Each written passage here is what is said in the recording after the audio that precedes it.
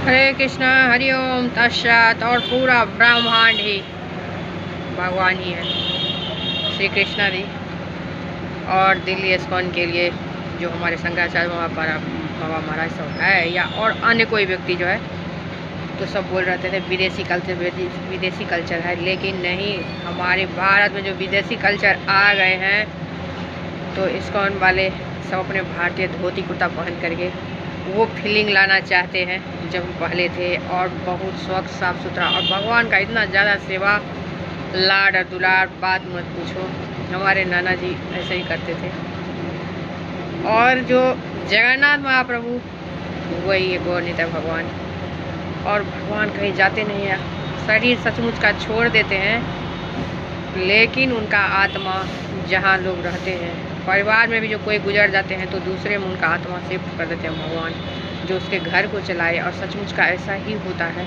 मुझे पहले पता नहीं था, एक साल में जब मुझे इस्कॉन में सिद्धि मिली तो मुझे पता चला। और जो वहाँ के गौरनीता भगवान है, वो बोले पूरा भारत को चाणक्य की तरह जोड़ करके रखना और सबको शांति प्रदान करना।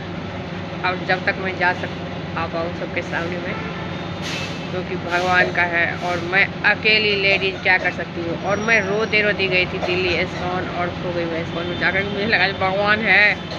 और भगवान जब छोटी सी मैं पैदा ही हुई थी, मेरे नाना जी को जो काली का सिद्धि था, तो और आत्मा होते हैं तो वही वाला आ जाते हैं। तो इसलिए मैंने भगवान को देखा, सचमुच का भगवान बहुत लोग देखे हैं, लेकिन किसी को पता नहीं है। अब सबको मैं बता पाऊँगी कि भगवान को बहुत लोग देखे हैं। और भगवान को देखना बहुत ज़्यादा मुश्किल है, चेतना बहुत गड़बड़ हो जाती है। और भगवान ही भगवान अभी 1 साल से मुझे दिख रहा है, कुछ भी नहीं दिख रहा है इधर उधर, ये बहुत गड़बड़ हो गया है।